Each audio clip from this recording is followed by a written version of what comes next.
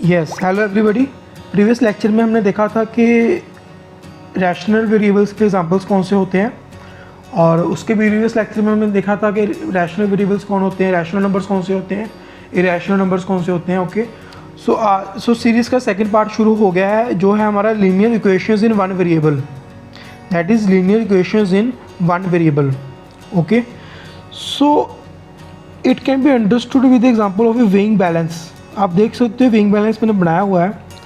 इसमें right side पर 4 kg wait है, राइट साइड पर 4 kg वेट है, और लेफ़्ट साइड पर 3 kg वेट है प्लस x kg वेट है। मुझे बताओ कि x की वैल्यू मैं क्या पुट करूं ताकि ये वेइंग बैलेंस हो जाए। मुझे बताओ x की वैल्यू मैं क्या पुट करूं ताकि ये वेइंग बैलेंस हो जाए। बस यही हमारा linear equations in one variable. So इसको स्टार्ट करते हैं। राइट साइड पर था हमारा 4 और लेफ़्ट साइड पर था हमारा 3। लेफ़्ट साइड पर था हमारा, राइट साइड पर था हमारा 4 और लेफ़्ट साइड पर था हमारा 3। ओके, सो 3 में कितना ऐड करें, 3 में x ऐड किया हमने तो हमारा 4 आ गया। तो 3 में कितना ऐड करें ताकि हमारा 4 आ जाए, 3 में हम कितना ऐड करें ताकि हमारा 4 आ जाए। आप बोलोगे सर 1 + 3 कर दो, 1 + 3 कर दो तो ये 4 आ जाएगा। तो 1 + 3 होगा 4, दैट इज़ इक्वल्स टू 4। बिल्कुल सही बात है, सही बोला आपने। लेकिन अगर मैं कहूँ कि आप इसको ऐसे मत सॉल्व करो, आप इसको by methods, by some set of rules से सॉल्व करो। मैं आपके एग्जांपल देता हूँ आपको। जैसे ये एग्जांपल ले लो, x + 3 = 4 है, x + 3 = 4 है। तो मैं कहता हूँ कि अगर आप लेफ़्ट से राइट जा रहे हो या फिर राइट से लेफ़्ट जा रहे हो, आपने कुछ नहीं करना, सिर्फ साइन को अपोजिट करना है। फॉर एग्जांपल, आपने 3 को राइट साइड पर लेकर जाना है, तो 3 के साथ कौन सा साइन लगा हुआ है, पॉजिटिव साइन लगा हुआ है। तो x = 4, तो 3 को राइट साइड लेकर गए, 3 क्या था, प्लस साइन के था लेफ़्ट साइड में। तो जब ये राइट साइड पर गया तो 3 के साथ कौन सा साइन लग गया, नेगेटिव साइन लग गया। तो 4 - 3 लगा देंगे हम, तो x की वैल्यू क्या आ जाएगी, 4 - 3, that is equals to 1। Clear है। इसका दूसरा तरीका क्या है मेजर करने का? दूसरा तरीका ये है कि x + 3 = 4।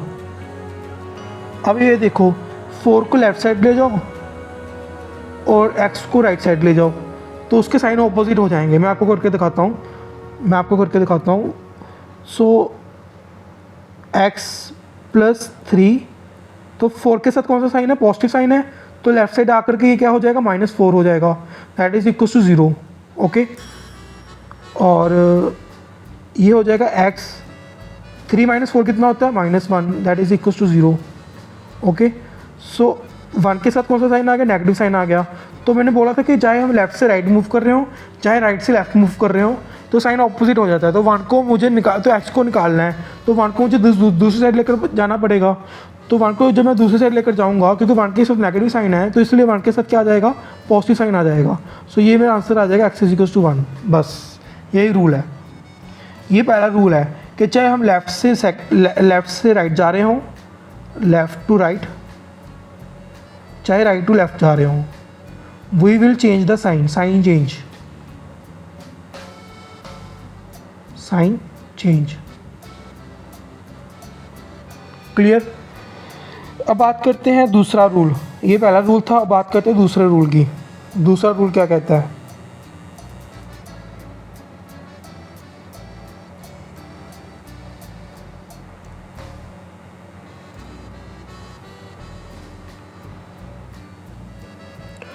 दूसरा रूल कहता है कि लेट अस सपोज मेरा लेफ़्ट साइड पर वेट है, लेट अस सपोज मेरा लेफ़्ट साइड पर वेट है 3 टाइम्स x, और राइट साइड पर वेट है हमारा 12। इसका क्या मतलब हुआ? इसका मतलब हुआ कि लेफ़्ट साइड वेट है 3 टाइम्स x और राइट साइड वेट है 12। हम क्या करेंगे, इसको इक्वेट कर देंगे, 3x = 12। सो मुझे x निकालना है। हमेशा याद रखना कि जो एक्स के साथ वाली टर्म होती है वो डिनोमिनेटर में आती है, जो एक्स के साथ वाली टर्म होती है वो हमेशा डिनोमिनेटर में आती है। इसलिए जो एक्स के अपोजिट वाली साइड, जो एक्स का दूसरी साइड वाली डिजिट होता है वो हमेशा न्यूमिनेटर में आता है। तो इसमें क्या आंसर आएगा 12 डिवाइडेड बाई 3, सो ये आंसर आ जाएगा 4। सो हम इसमें पुट करके देख सकते हैं कि ये सही है या गलत है। So that is 3 times 4 equals to 12, 4 3 is 12, that is 12 equals to 12, hence left hand side equals to right hand side. Clear. So हमारा सेकेंड रूल कहता है कि एक्स के साथ वाली टर्म जो होगी, एक्स के साथ वाली जो टर्म होगी वो डिनोमिनेटर में आ जाएगी,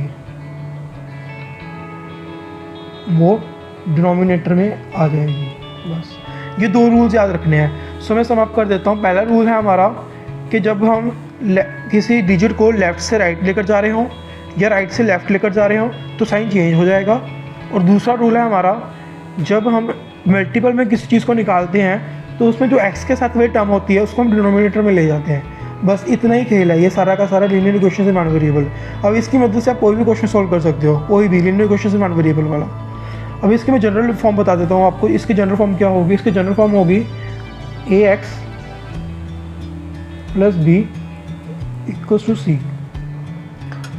ax plus B equals to सी।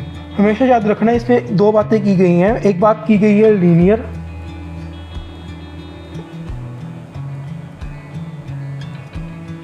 और दूसरी बात की गई वन वेरिएबल। इसका मतलब क्या है? वन वेरिएबल, इसका मतलब है, वन वेरिएबल का मतलब हुआ कि हमारा वेरिएबल सिर्फ x ही है, बाकी सारे कांस्टेंट्स हैं। a क्या है? कांस्टेंट है। b क्या है? कांस्टेंट है। c क्या है? कांस्टेंट है। a क्या है? कांस्टेंट है। b क्या है? कांस्टेंट है। c क्या है? कांस्टेंट है। x क्या वेरिएबल है। दूसरी बात इसने की लीनियर। लीनियर का मतलब होता है कि जो x की पावर है वो हमेशा 1 रहेगी। सो जो मैंने ये मेथड बताया आपको, ये सिर्फ और सिर्फ फ़िलहाल के लिए आपको लीनियर इक्वेशंस में ही अप्लाई करना है। जो मैंने 2 रूल्स बताए हैं कि लेफ्ट हैंड साइड से चाहे राइट हैंड साइड जाए, राइट हैंड साइड से चाहे लेफ्ट हैंड साइड जाए, हमें साइन चेंज करना पड़ेगा, या फिर एक्स के साथ जो टर्म होगी उसको हम डिनोमिनेटर में लेकर जाएंगे। ये फिलहाल के लिए आपको लीनियर इक्वेशंस में ही अप्लाई करना है, जिसमें एक्स की पावर क्या होगी? 1 होगी। सो लीनियर इक्वेशंस कौन सी होगी? जिसमें एक्स की पावर क्या होगी? 1 होगी। अब आप बोलोगे सर आप प्लीज़ इसको इस फॉर्म में लिख सकते हो, एक्स प्लस 3 इक्वल्स टू 4 को एक्स प्लस 3 इक्वल्स टू 4 को ax प्लस बी की form, ax plus B equals to C की फॉर्म में लिख सकते हो? हम बिल्कुल लिख सकते हैं। कैसे? ये देखो 3 plus X equals to 4, okay. और मैंने बोला था कि जब हम लेफ्ट हैंड साइड को हम राइट हैंड साइड लेकर जाएंगे तो उसमें क्या लिखेंगे हम? तो हम लिखेंगे -3 प्लस 4। इसको सॉल्व कर लो, x is equals to +1, okay. तो इसमें क्या किया हमने? x के साथ कौन से, x के साथ कोई कॉन्स्टेंट लगा हुआ है? नहीं लगा हो, तो इसमें क्या लगा देंगे? 1 लगा देंगे। सो ये होगा 1x। तो हम इसको ऐसे भी तो लिख सकते हैं 1x प्लस 0 इक्वल्स टू +1।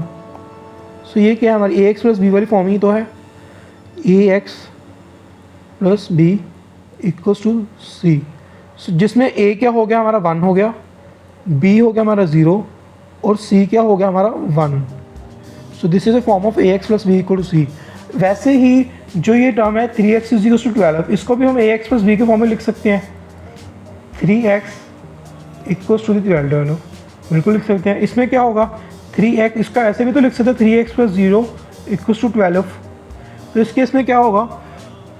ये 3 क्या हो गया? हमारा a हो गया, 0 क्या होगा? हमारा b हो गया, और 12 क्या होगा? हमारा c हो गया, और ये x क्या हो गया? x हो गया, x हो गया। x की पावर क्या है? इसमें 1 है। तो a क्या हो गया? हमारा 3, b क्या हो गया? हमारा 0, और c क्या हो गया? हमारा 12। क्लियर। अब मैं एक एग्जांपल देता हूँ आपको। लेट अस, मुझे भी ये सॉल्व करके बताओ। 3x plus 9 equals to the 18। इसमें मुझे बताओ कि a कौन है, b कौन है, और c कौन है? प्लीज़ जल्दी से बताओ, कमेंट में कर दो। हाँ जी। सो इसको सॉल्व करेंगे हम। सो इसमें मैं बताऊंगा कि जो 9 है इसको हम राइट हैंड साइड लेकर जाएंगे तो 9 का साइन ऑपोजिट हो जाएगा।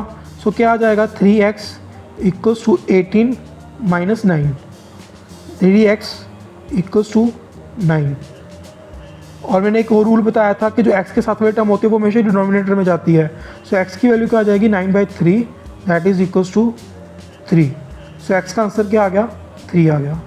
बस यही कहानी है linear question in one variable. इससे कोई भी क्वेश्चन सॉल्व कर लो, बस ये 2 रूल याद रखना। पहला रूल है चाहे लेफ्ट हैंड साइड से राइट हैंड साइड जाए, चाहे राइट हैंड साइड से लेफ्ट हैंड साइड जाए, हमेशा साइन चेंज करना है। और दूसरा रूल है कि x के साथ जो भी टर्म होगी वो हमें डिनोमिनेटर में लेकर जानी है। इससे सारे क्वेश्चन सॉल्व हो जाएंगे linear question in one variable के। Okay clear. अगर आपका कोई डाउट है तो प्लीज़ कमेंट बॉक्स में कर दीजिए, मैं उस डाउट को क्लियर कर दूंगा, जितनी जल्दी पॉसिबल हो उतनी जल्दी कर दूंगा। ठीक है, okay, thank you so much.